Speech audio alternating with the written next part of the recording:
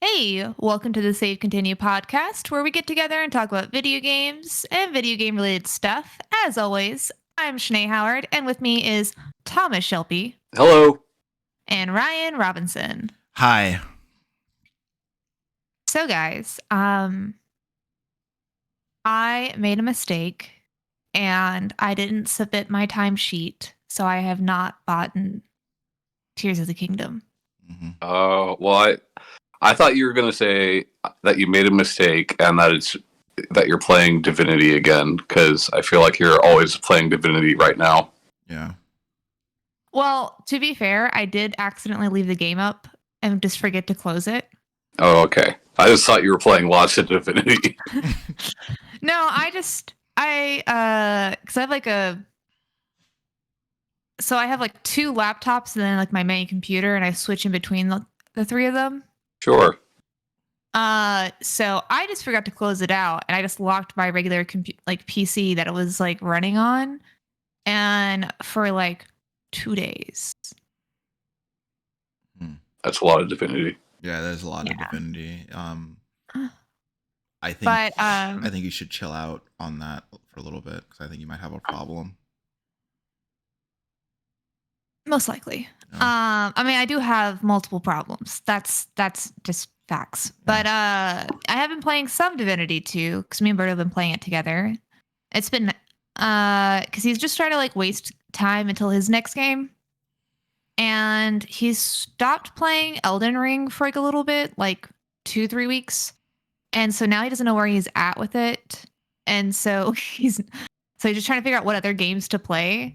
He's also picked up Fire Emblem Three Houses again, so it's been fun talking to him about that.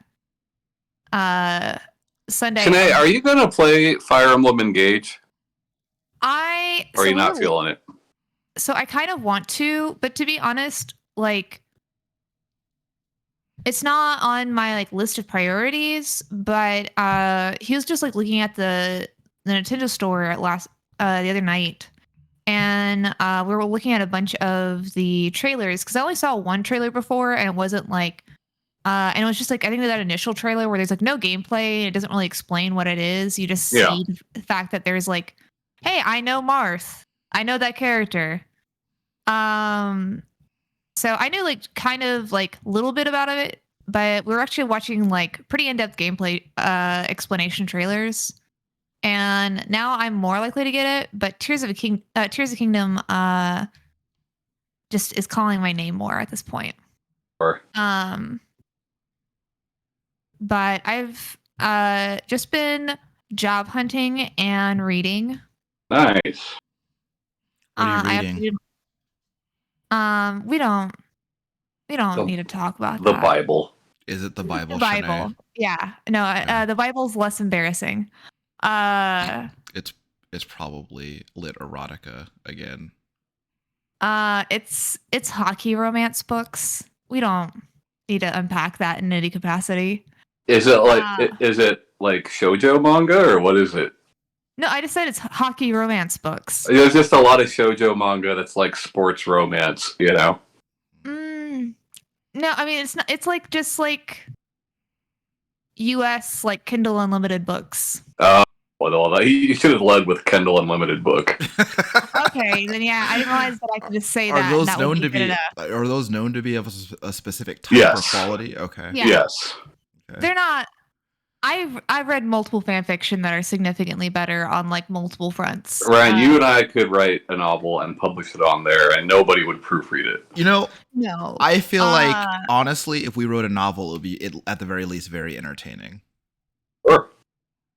I'm sure the sexy hockey is entertaining. Yeah. Yeah. Yeah. I mean, Love on the Ice. Yeah. I'm pretty sure that's D2 Mighty Ducks. like one of the more popular ones is called Pucking. I think it's like Pucking Around or Pucking Out. Sure. And that always makes me laugh whenever I see it on like suggested. Pucker up. Yeah. That's pretty good. But yeah, I haven't really been doing too much with games. Just whatever I like can do for free, and then like Berto's been using a lot of the TV stuff, so I haven't really been playing that. And then If I'm on my computer, I'm either playing Divinity with him or I'm job hunting. Yeah. So Well, it's been very boring on my front. well, good luck with that. I need it. Mm-hmm. What have y'all been up to with your video game stuffs?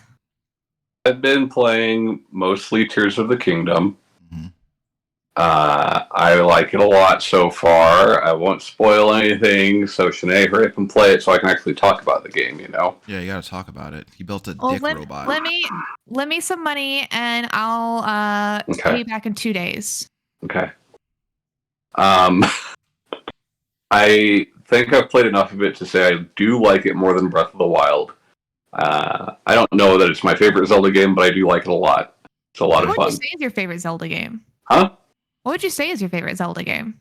Probably Link to the Past or Link's Awakening. But I mean, they're very different games. You know, like they're all Zelda games, but I feel like they feel like different genres almost. You know. Yeah. But I didn't know what your favorite Zelda game was. yeah. But this one, I mean, I like it a lot, a lot, a lot. It's my favorite game in a long time. Unless shit just suddenly gets really horrible, I don't see why I wouldn't. You know, this will probably be up there for my game of the year for this year. And then I posted it in Discord, a video on this Doom WOD called My House. And it's super interesting. It's one of the most impressive Doom mods that I've played. So it's for GZ Doom for Doom 2. And like there have been hundreds, probably thousands of Doom mods that are people making their homes, you know? Mm-hmm. But like the story behind this one, which I'm fairly certain is made up, is pretty interesting. And then like the mod itself does things that like the Doom engine is very well known for not being able to do. Like having a floor above another floor, things like that. It does some just really weird perspective things and like interesting changes to gameplay visuals that I've just not seen done in other Doom mods. It is very loosely based off of the novel House of Leaves. So if you've read that, you'll know that it's very, very weird. And it's just like, it's so interesting that a game that's like 30 years old still gets the support that it gets, and like because Doom 2 fucking rules. It's like more interesting things in this uncredited GZ Doom mod than like most games that are coming out now. You know, it's very, very neat. I think if anybody who has Doom on their PC, which is probably most people, you should check this out. Nice. And if not, at least watch this video on it. Yeah, sounds really cool. I'd like to see it. Yeah. Yeah. What about you, Ryan? Well, I got the platinum on Dead Island 2 yesterday. Fuck yeah. Was it difficult? No, not really. So there were a couple that I was wondering like if they would be a problem. And the only one that actually gave me an issue was there's this one where you have to hit a zombie from over 35 meters away with like by throwing a melee weapon at him. And and so that was kind of a pain because like it seemed like there was this at a certain distance there was just like this invisible wall that the weapon would hit when I threw it. And I was trying to figure out a way around that because I just couldn't. I was like, how am I supposed to hit anything if that keeps happening? But eventually, Kaylee helped me figure it out, and I got it. So, but after that, it was pretty easy. Like almost identical trophy to that when I did the platinum for Ghostwire Tokyo. Mm-hmm. It's like a headshot with a bow from so many feet away, you know? Yeah. Mm-hmm. Yeah. And that was a pain in the butt. Only like, just because like it took me a long time to realize that the game gives you a way to measure distance from an enemy. Yeah. which I did not realize for the longest time. Oh. Yeah, and Dead Island 2 does not. So I was looking up online, like some people were like telling you where to go to like use certain objects as reference points to like make it a little bit easier. Yeah. So after I got that one, then like most of the other trophies were just like very grindy, like do the first tier in this and these challenges, do all the tiers in this challenge and stuff like that. But yeah, I had a great time with it. I put about 80 hours into the game. That's pretty good. Yeah, just a really fun game to play. So I'm looking forward to the DLC that will be out at some point. There's no even like this summer. There's no like any kind of date. I'm sure that there's a date. I just haven't looked at it.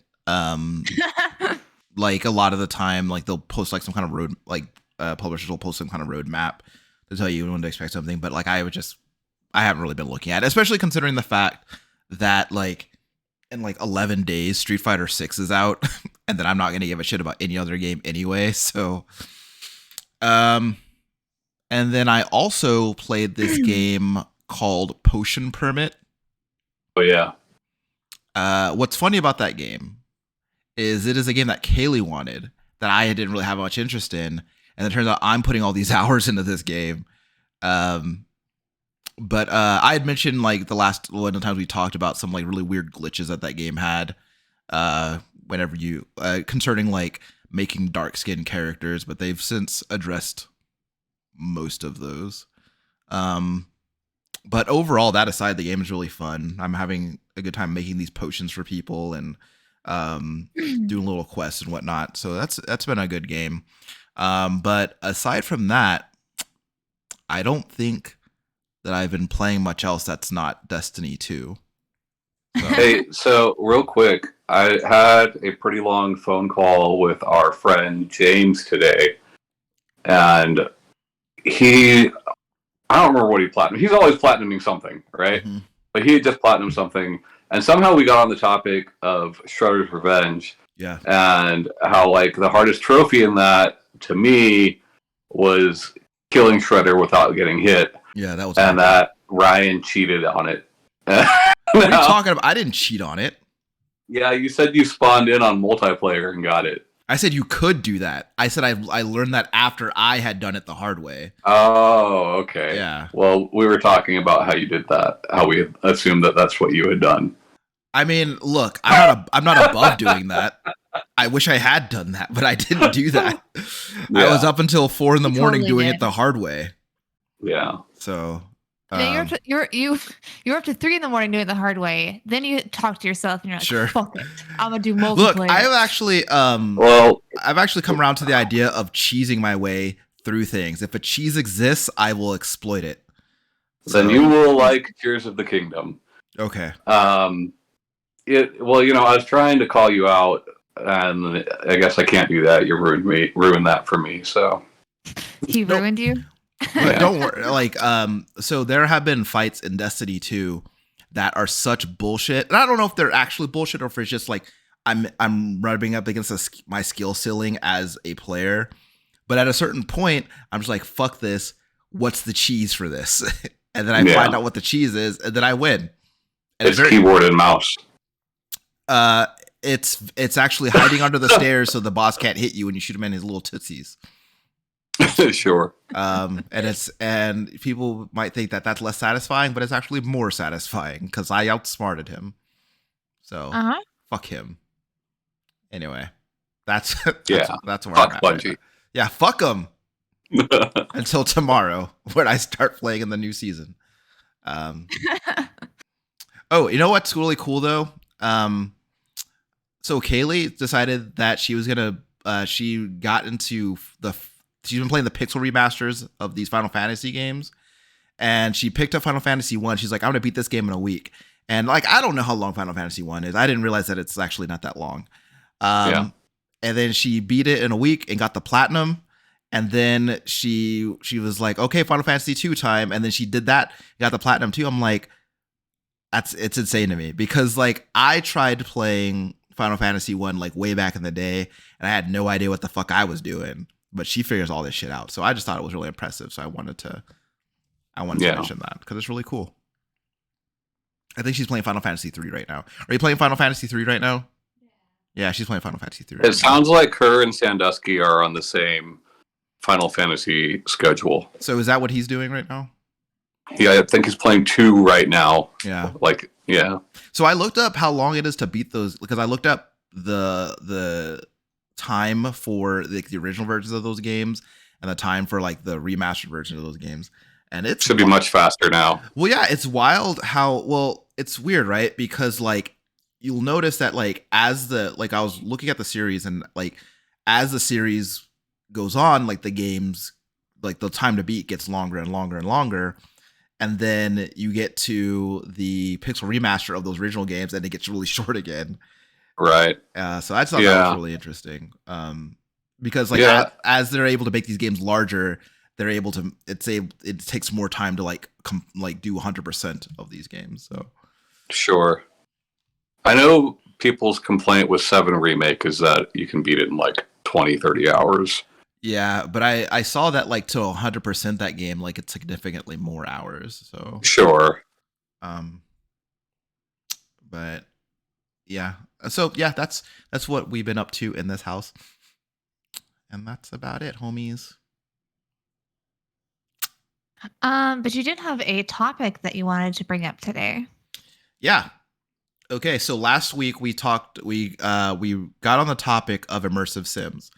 And I think the thing that we talked about the most during that period was there is a kind of what is the word I'm looking for? There's a kind of, I don't know if dissonance is the right word, but it sounds good and I'm going to use it. The kind of dissonance between the freedom that they proposedly give you in a lot of the games and what is perceived to be the intended playstyle. And I think the one that we used a lot was Dishonored, because both Dishonored games, they gave you a pistol and they gave you a sword. And what the implication is that what you're going to do is you're going to be slashing and shooting your way through these fucking idiots. But it very much seems like in this game that they want you to take a more stealthy approach, and they reward that versus having a more combat oriented approach. So I kind of wanted to talk about that and what you guys think about maybe that and maybe how it's presented in that game, or overall how it's presented in immersive sims, because I felt like in the immersive sims that I've played, which admittedly isn't like a huge amount, but in the ones that I've played, it seems like stealth, regardless of the options they give you, stealth is the intended or preferred method of play. Yeah. I think it definitely varies from game to game, but for Dishonored specifically, to use everyone's favorite term, ludonarrative dissonance, right? Like, I feel like that definitely exists in the way that the game wants you to play it versus the way I want to play it. Because I feel like if I was Corvo and they killed that lady and took that little girl, I'd be wanting to kill everybody. You know what I mean? You gotta. But like, I say that I want to play it that way. It's just easier for me to play it that way, right? Sure. I'm bad at playing it in a stealthy way. I want to play it in a stealthy way. It seems more fun. It seems more creative. Yeah. But I am not good at it. Yeah, I also don't have a lot of patience with stealth, as we've talked about a bunch of times. I just think the stealth mechanics in that game are poor. Yeah. I don't think it's me. It can't be me. No, it's the children who are wrong. Yeah. Fuck them kids. But I mean, think about the mechanics that they give you, right? Like, it does the whole vision cone thing that we've seen since forever, which is fine. And then it does the whole, stick to the shadows thing, which we've seen forever, which is also fine. But, what's the other real stealth mechanics the game gives you? Blink? I don't know. You're supposed to be real creative with that teleport. Yeah, throw something to make a noise? I don't know. I mean, Berto played hardest difficulty for those games, and he seemed to enjoy it. Yeah. I don't know. I think like when it comes to like Dishonored, like obviously it's like more stealth based because like with immersive sims, they don't have to be like necessarily have a stealth element to it. Sure. Mhm. But that one, I also just think that like I don't know, it's just like a personal feeling that I feel like they push so hard on this like utilizing the stealth aspect and like have the trophies for it because they really want to push that it's different than like a lot of other like action adventure games, like with having the options for stealth, like with other games, a lot of it is just like wrecking shop for the most part. They don't But really that's have a the lot of stealth problem with it. features. And Is like, like you're right. They want to push the stealth aspect, but like only in the game.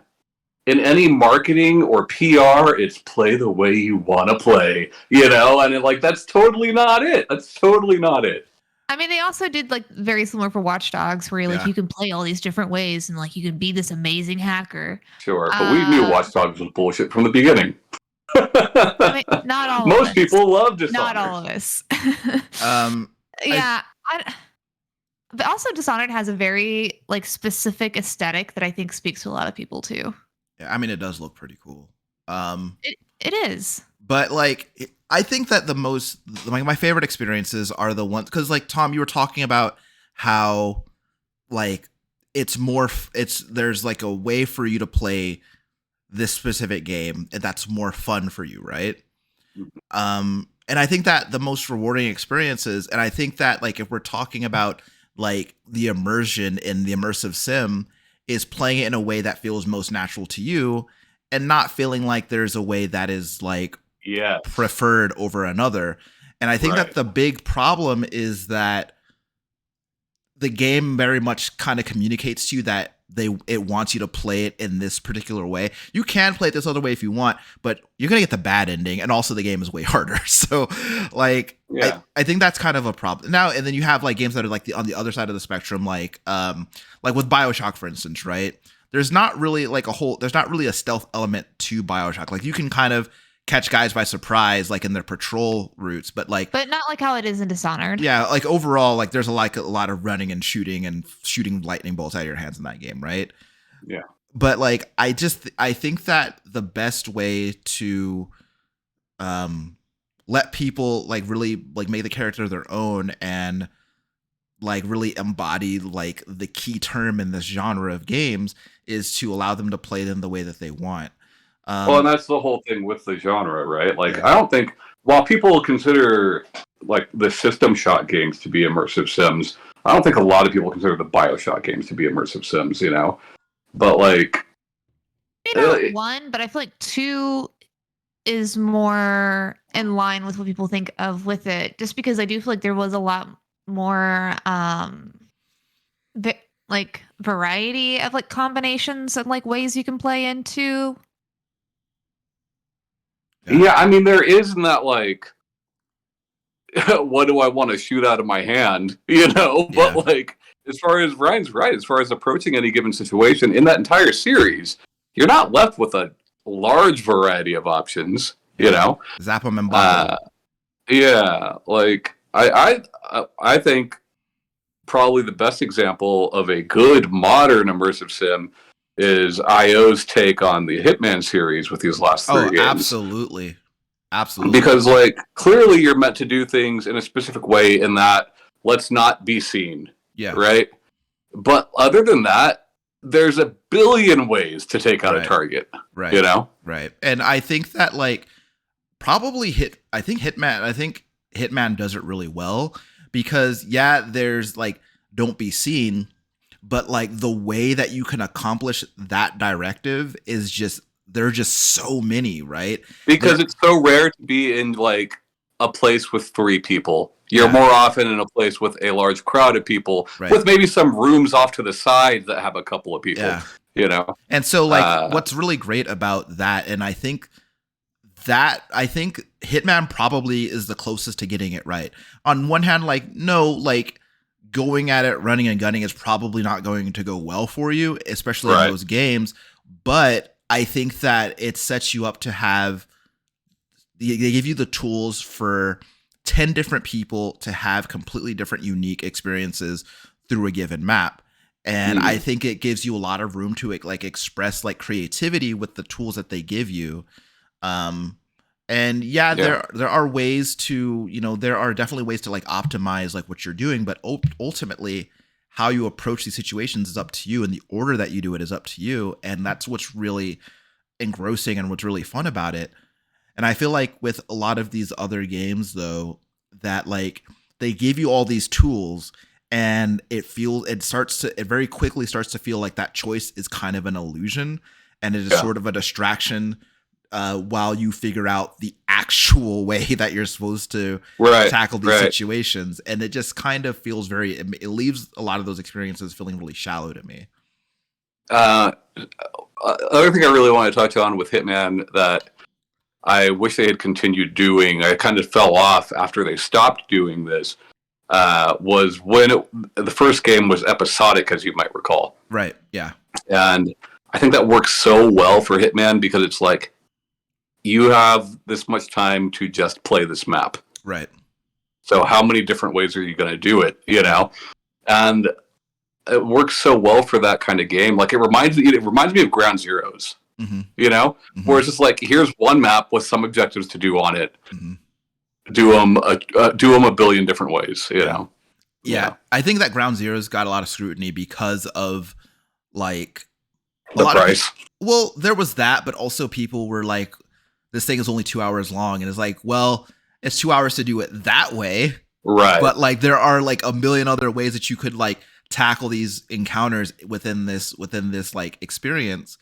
And I think that that's what's really so great about these kinds of games is the way that they allow you to kind of problem solve, and the way that they allow you to like kind of inject your own sort of thought process into the experience and make it your own.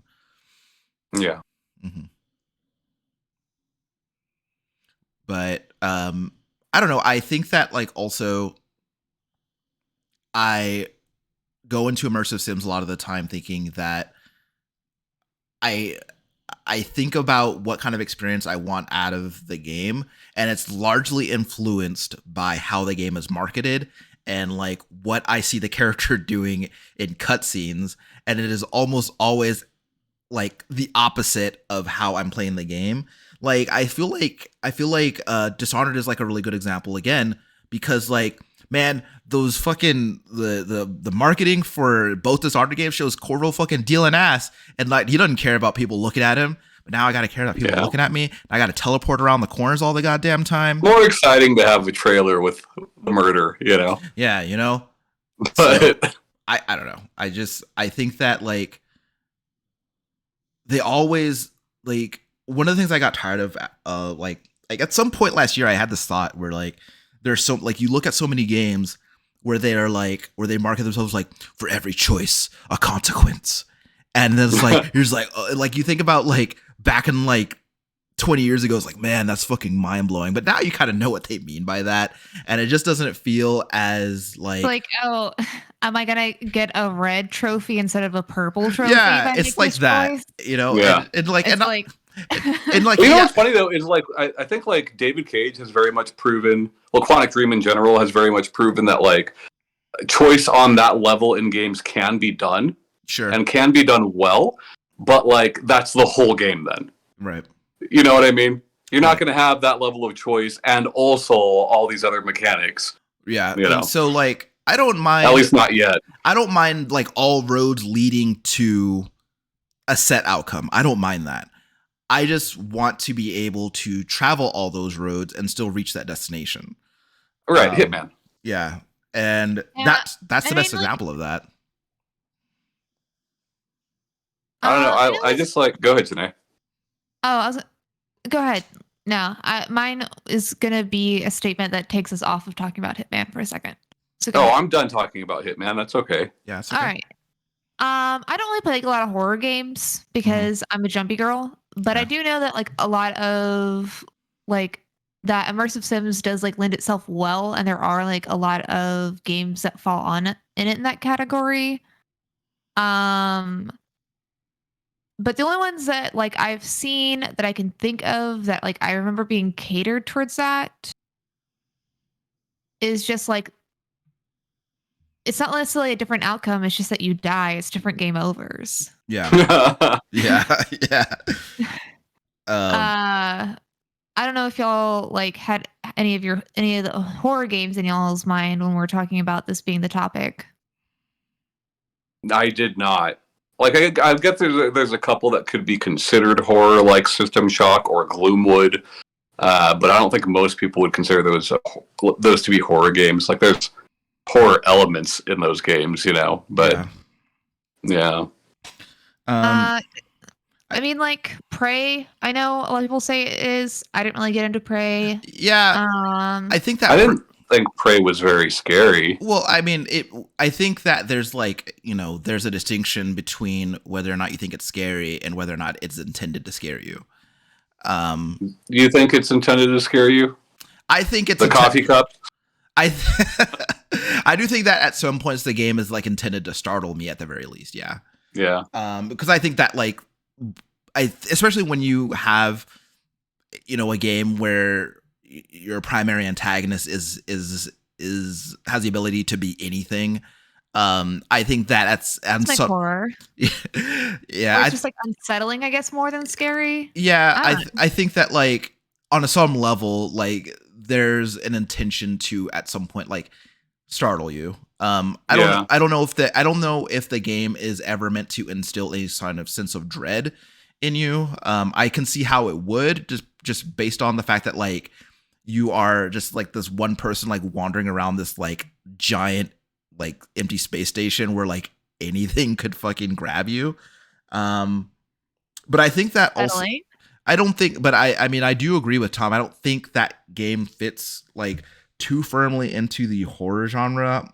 I think it's just like I think even the horror aspect, because that's like the one horror aspect that it has, and that aspect of the game is not realized to its full potential to a point where I think most people would be scared of it, because I feel like by a few hours in, what might or might not be one of those goopy things. Yeah. Yeah, they kind of like at a certain point they kind of it's not it can be anything. It's like it can be that chair or that cup or a small variety of other things, you know. Yeah. I also was. What about Alien Isolation? That's tough to say, right? Because there's different ways you can approach situations in that game, but like they're all kind of the same, I don't know. I mean, my experience with Alien Isolation is as a spectator because I've never actually like put hands on that game before. Yeah. But it's like, I have to make it from this side of the room to that side of the room. And I can do that by going around this right side, going around the left side, crouching and going below tables in the middle. Or there's not... It seems like... It's not much of a choice. The way to deal with the alien is always hide so it doesn't see you. That's what it seems like to me. Yeah, pretty much. So you got it's stealth horror, immersive sim. Perfect. I would definitely say that stealth, it's absolutely stealth. Yeah. But like I wouldn't call Tenchu an immersive sim, Yeah. And even in Tenchu, you can approach things from a few different situations, but like if you go in just wanting to fight, like you're not going to succeed in that game. Yeah. That is not an option, Yeah. Also, I didn't play it, but also, when I was looking up like horror sims, like Thief: The Dark Project came up. Yeah, it's like Thief isn't really a horror, but it's definitely like one of the games that popularized that genre. Yeah, but doesn't it have like like sort of eldritch terror things too? And I'm using that instead of the term Lovecraftian. So take of that what you will. Yeah, my experience with Thief, I'm about like 10 years removed from the last time I played Thief. Well, the last Thief I played was the reboot. Yeah. So I'm probably not the best person to ask about that. But I'll say the original game did come out 25 years ago, so like that's fine. Yeah. Yeah, I mean, I think like don't get me wrong, I think that there's definitely a place for like stealth focused immersive sims. Like I think Hitman is fantastic. You know, and like I would say like with Thief though, like it was like less memorable for me just because I didn't feel like a lot of the elements from my memory were very engaging, so I didn't really stick with it. Well, like even like Ground Zeroes, Metal Gear Solid in general has always marked itself as a stealth game, you know. Yeah. But like that game, like you can go in guns blazing and be successful. You can go in stealthily and be successful. Yeah. You know, like I don't think most people call it an immersive sim, but like why not? Sure. You know? I think probably one of the other like better ones, like for all its troubles that I played, was I think Cyberpunk is a pretty effective immersive sim. 2077, I mean. Sure. I think that multiple approaches to any given situation are viable.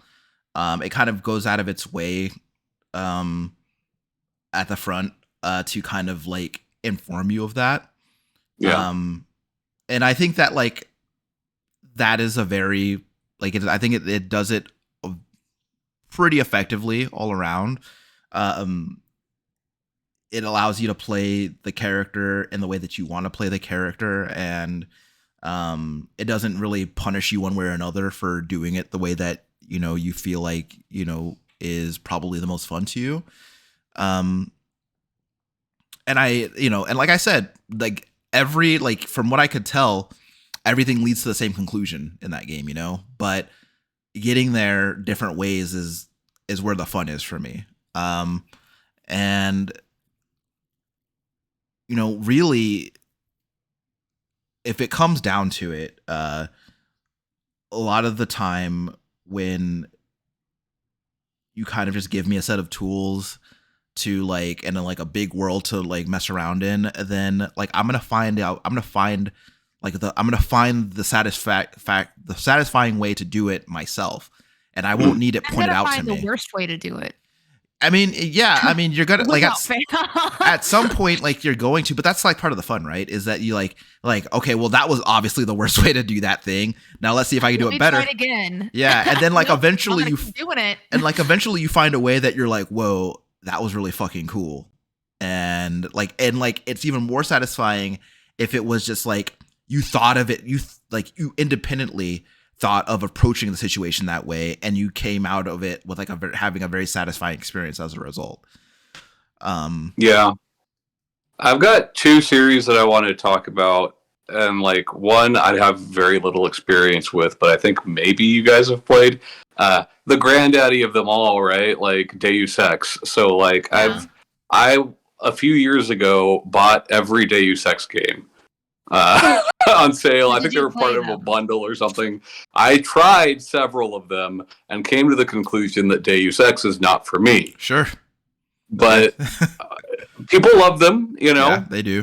They are like one of three series. Like it is one of three series that people point to as like shepherding in this genre of game. Right. You know, like do you guys have much experience with that series? Just the Deus Ex Machina game, or not Machina, Human Revolutions. That's the only one that I really played like any sort of time into. Yeah. And did you like it? I was playing at the same time I was playing LA Noire. And I ended up playing a lot more LA Noire. So sure. Take from that what you will. Yeah. But you like looking at those faces. Yeah. Are you lying to me? But like, I don't know. I also had. I don't think it counts as an immersive sim, but I had a lot of the same feeling as when I played. What was? I want to say Dragon's Dogma, but it wasn't Dragon's Dogma. Hell yeah, I love that fucking game, man. Not an immersive sim, but that game rules. I know Dragon's Age. Dragon Age. Yeah, Dragon Age, where they were like saying like where you could also make choices there, and like a lot of it really just kind of depend on who was like your like little hangout person thing. But I don't know. I just like when I played it, I felt like a lot of the decisions I made were like the example I gave earlier, where it's like, oh, you can have the purple trophy or the red trophy. Hell yeah, man. It's like, okay, then what's the point of this choice? I don't Yeah. like. So I did not play it. I did not complete it. I don't even know if I made it halfway through it. I think I probably did about halfway. But I don't know. From that series, I just at least or from that game, I don't know how the rest of the series is. It just really didn't feel like the choices I was making actually had any weight. So it just felt really annoying to have that be pushed as like something that matters. I think it's more so you being able to tackle a situation the way you want, you know? Yeah. I guess. I mean, is what the genre is going for. It's not necessarily like, let's have all these options for how the game is going to end up. Yeah. But But I also might not. I don't know. It was recommended to me as like, hey, like the things that you do matter. And you can play it however, and it changes how you play it. And so that's what it was like told to me as. I was like, Yeah. all right, cool. And Yeah. so I played it how, like after the tutorial said to play it, and I was like, okay, cool. Or like, Yeah. or like how to do things. I was like, all right, I'll do this. And I mean, But I'm generally bad at video games anyways. That So is if I'm true. Yeah. dying a lot or like Yeah. failing at something, I don't necessarily think in a lot of games to try and do it a different way unless like a mechanic is pointed out to me that I'm like, oh, I haven't utilized that. Let me Mhm. try it.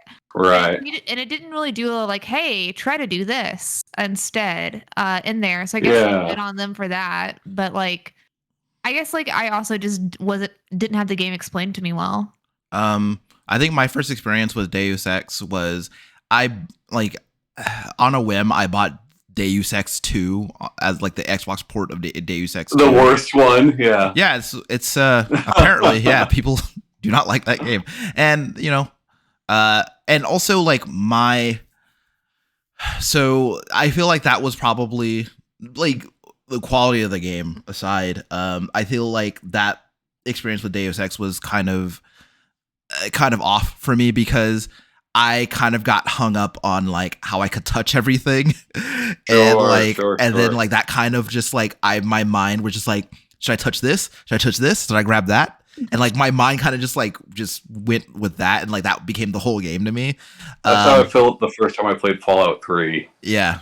Like taking all sorts of shit with me that I would never need, you know? Yeah, like I have a distinct memory of playing Deus Ex 2 and grabbing some coffee beans for some reason. I don't know why I did that.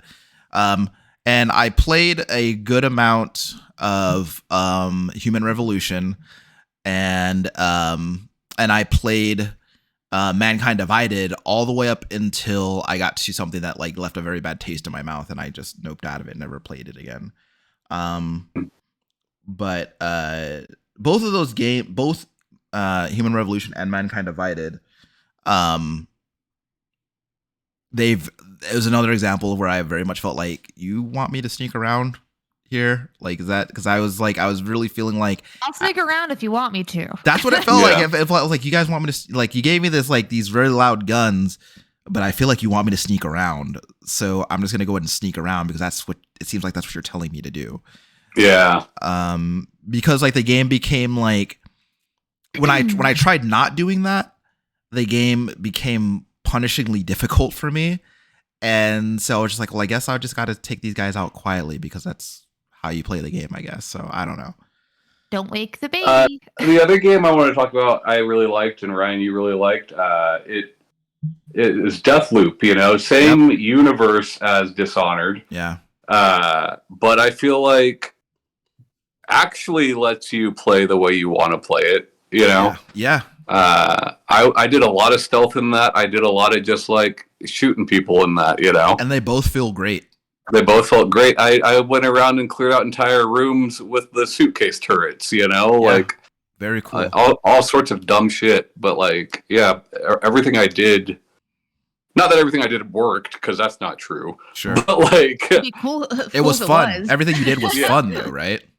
Pretty much everything I did was fun, and like most situations, I had many ways to approach that would work. You know. Yeah. Also, like as an aside, the way that game handles multiplayer is very cool. Um, one time, I was watching Kaylee play it, and she dropped into someone else's game as Juliana, and she's gonna try to hunt down their Colt. And like she's walking around the level, and she's like, "I don't see him. Where is he?" And then like suddenly, like somebody grabs her from behind, and the camera just like the camera turns all the way around because she fucking snapped her neck, and then she just died immediately. It was very funny, but like I don't know, it was just hilarious. But like what's also cool is the way that the game also lets you utilize that that same level of customization as far as your approach. It also lets you take that into multiplayer and lets you like tackle different situations against your nemesis in like really creative ways, like laying traps or like funneling them into different areas. It's like it gives you so many tools in like every map. It's just like it's really fascinating. I think Deathloop is a fantastic example of how to balance combat and stealth in a way where they both feel satisfying, and not only that, but they both feel viable. Hell of a game. Yeah. It was fun. Also, closing that loop at the end was super satisfying. Like when everything lined up, and it felt like a heist movie when like you were getting everything lined up. That was my biggest problem with the game, actually. There's like an obvious and specific set way that you need to do it in order for the loop to close. Right. And I get that is antithetical to the way that the rest of the game is set up. Well, and the way it was advertised, you know. True. Like the way when they were marketing the game, it really made it sound like I was gonna have a fucking sheet of paper out there and be like, okay, at this time, this person's gonna be here, and at that time, you know. I honestly think that because I think like whenever Deathloop 2 happens, I honestly think that the way that if you're closing another loop, I honestly think that it's probably going to be closer to what you were probably imagining. Yeah. Because I think that I do think like as cool as that sequence was, like as satisfying as it was to kind of line it up, it was also kind of like there's a set way to do it, because that was the whole thing, is him trying to figure out the optimal way to do that. But I also think that it kind of takes that away from the player, because I think. Well, and here's the thing, right? Like it can be as easy as an on-off switch, right? Because like essentially that is what you are doing. The game just schedules it out for you. Just give me the option to toggle that off, you know? Yeah. Yeah. Yeah. And so like if they gave that to the player though, how sweet would it have been if you figured out independently how to close the loop and it all lined up? Exactly. You know? Or if there was multiple ways to do so. You know? Yeah. Which I guess technically there kind of is, but you know. Yeah. Yeah. Still a cool game. If you haven't played it, you should definitely play Deathloop. Yeah. Game is very fucking cool. Was there any other games or anything about this that you wanted to bring up? I think every game is an immersive sim. Every game. You know, like if you're playing Street Fighter, like you have the decision whether you want to do a low forward or a jumping roundhouse. Yeah, Street Fighter is a turn. And both are viable. Street Fighter is a turn-based immersive sim. Yeah. Yeah. No. I mean, and depending on how you play it, it also could be stealth-based. Sure. Yeah. I mean, if you turn the other if you turn the other person's TV off, they'll never see what's going on. I do think that is something that I would like to, because I think Tom and I have talked. Wait, a stealth-based fighting game? Well, no, but like Tom and I have talked about, and this is like something that like people who are into fighting games all know, but like it's something that is like less obvious to people who don't play a lot of fighting games, is how fighting games are turn-based, and it is an interesting thing, I think, to think about, because I think that in the same way that like there are mechanics that exist in video games that aren't obvious to people unless they engross themselves in them, And I think that's a really interesting concept because it's something that like it's not explicitly stated. It's just something that people figured out over time, over decades of involving themselves in this sort of thing. But also now that you mentioned, I would like a stealth-based fighting game. Write that down because that actually could have been when Tom was making us do pitches. That could have been like a very good one. Especially considering the fact that like Shanae's the only one who ever got a pitch approved. Because with her Michael Scott prison simulator, prison Mike. Hey, I got good ideas like once a year, and that was my one good idea, and I'm still proud of it. But yeah, if you want to let us know about your thoughts on being forced or having I guess like options when it comes to stealth versus combat with immersive sims, you can let us know at our Discord. It'll be linked somewhere. We also what is also in the description. Okay, it'll be linked in the description. Yeah. Sorry. Yeah. Let's roll that back. If you want to tell us about your experiences with immersive sims and opinions on stealth and combat and the options with it, our Discord will be linked in the description. Yeah. We are on most podcast apps like Stitcher, Google Play, Podomatic, all that jazz. We also have a YouTube if you want to see our faces. Yes. And bye, guys. Bye-bye.